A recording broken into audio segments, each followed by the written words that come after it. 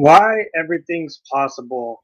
The power of your why is what gets you to stick through the grueling, mundane, and laborious. All the hows will be meaningless until your whys are powerful enough, until you set your desire and motivation in place. You'll abandon any new path you seek to better your life if your why power, your desire isn't great enough. If the fortitude of your commitment isn't powerful enough, you'll end up like every other person who makes a New Year's resolution and gives up too quickly and reverts to sleepwalking through poor choices. Let me give you an analogy to help bring it home. If I were to put a 10-inch wide, 30-foot long plank on the ground and say, if you walk the length of the plank, I'll give you $20. Would you do it? Of course, it's an easy 20 bucks. But what if I took that same plank and made a rooftop bridge between two 100-story buildings? The same $20 for walking the 30-foot plank no longer looks desirable or even possible, does it? You'd look at me and say, not in your life. Figure 7. However, if your child was on the opposite building and the building was on fire, you would you walk the length of the plank to save him? Without question and immediately. You do it $20 or not. Is your why power great enough?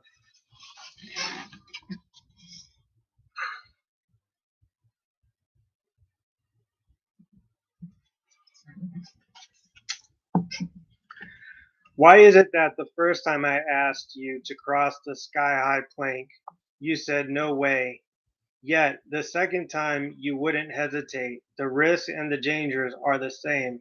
What changed? Your why changed. Your reason for wanting to do it. You see, when the reason is big enough, you will be willing to perform almost any how.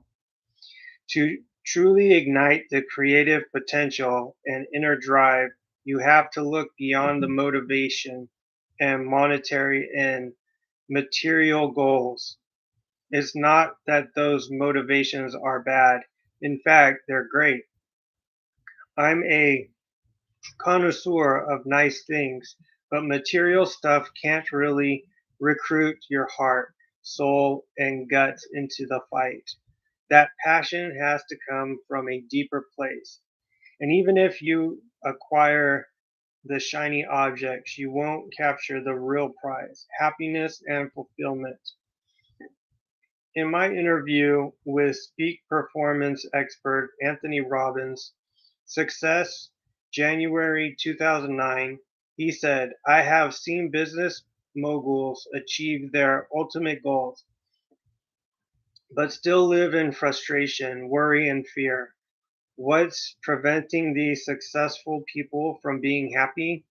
The answer is they have focused only on achievement and not fulfillment. Extraordinary accomplishment does not guarantee extraordinary joy, happiness, love, and a sense of meaning. These two skill sets feed off each other and makes me believe that success without fulfillment is failure. Well said. That's why it's not enough to choose to be successful.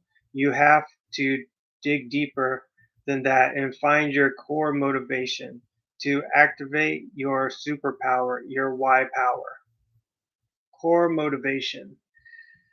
The access point to your why power is through your core values, which define both who you are and what you stand for. Your core values are your internal compass, your guiding beacon, your personal GPS. They act as the filter through which you run all of life's demands, requests, and temptations, making sure they're leading you toward your intended destination. Getting your core values defined and properly calibrated is one of the most important steps in redirecting your life toward your grandest vision. If you haven't already clearly defined your values, you may find yourself making choices that conflict with what you want. If, for example, honesty is a big thing for you, but you hang out with liars, there's a conflict. When your actions conflict with your values, you'll end up unhappy, frustrated, and despondent. In fact, psychologists tell us that nothing creates more stress than when our actions and behaviors aren't congruent with our values. Defining your core values also helps make life simpler and more efficient. Decision making is also easier when you are certain of your core values. When faced with a choice, ask yourself, does this align with my core values? If it does, do it. If not, don't, and don't look back. All fretting and indecision are eliminated. To identify your core values, use the Core Values Assessment Sheet on page 176 or download at www.thecompoundeffect.com. Find your fight. People are either motivated by something they want or something they don't want. Love is a powerfully motivating force, but so is hate. Contrary to social correctness, it can be good to hate. Hate disease, hate injustice, hate ignorance, hate complacency, and so on. Sometimes identifying an enemy lights your fire. Some of my greatest motivation, determination, and logged persistence came when I had an enemy to fight. In history, the most transformational stories and political revolutions came about as a result of fighting an enemy. David had Goliath. America had the British. Luke had Darth Vader. Rocky had Apollo Creed. 20 somethings have the man. Rush Limbaugh has the liberals. Lance Armstrong has cancer. Apple has Microsoft. Microsoft has Apple. We could go on, but you get the point. Enemies give us a reason to stand tall with courage. Having to fight challenges your skills, your character, and your resolve. It forces you to assess and exercise your talents and abilities. Without a motivating fight, we can become fat and lazy. We lose our strength and purpose. Some of my mentorship clients worry that their why power derives derives from less than noble goals. They feel guilty for wanting to prove the naysayers wrong or wanting to get back at the person who said they'd never amount to anything or beat the competition or finally one up the sibling who always dominated them.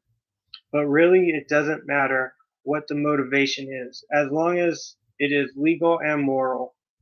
You don't have to be motivated for great humanitarian reasons. What matters is that you feel fully motivated. Sometimes that motivation can help you use a powerfully negative emotion or experience to create an even more powerful and successful end. This is certainly true of one of history's most celebrated football coaches, Pete Carroll.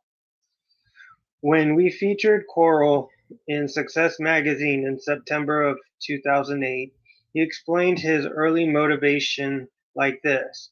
When I grew up, I was a little dink. I couldn't do much because I was just too small. It took me a couple years to get in a place where I could be competitive. All that time, I was living with the fact that I was much better and I needed to fight to prove it. I was frustrated because I knew I could be special. Coral's need to fight ultimately brought out his greatness. On March 2010 issue of Success magazine featured an interview with acclaimed actor Anthony Hopkins. I was surprised to learn that his extraordinary talent and determination blossomed from anger. Hopkins admitted to being a horrible student, burdened with dyslexia and attention deficit hyperactivity disorder before such diagnosis existed. He was shackled with the label problem child. I was a source of worry for my parents, Hopkins revealed.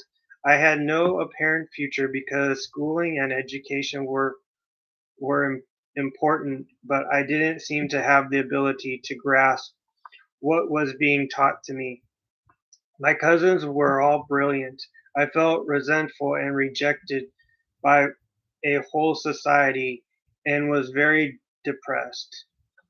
Hopkins harnessed his energy. At first, it propelled him to fight to achieve success outside of academics and athletics. He discovered he had a glimmer of talent in acting, so he used his anger toward the belittling labels he'd been given to fuel his commitment to the craft of acting.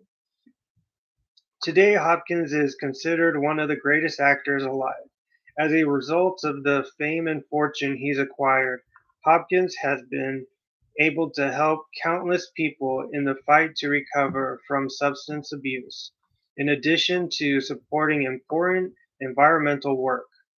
Though initially it wasn't grounded in a noble cause, his fight was clearly worthwhile. We can all make powerful choices. We can all take back control by not blaming chance, fate, or anyone else for our outcomes. It's within our ability to cause everything to change. Rather than letting past hurtful experiences sap your energy and sabotage your success, we can use them to fuel positive, constructive change.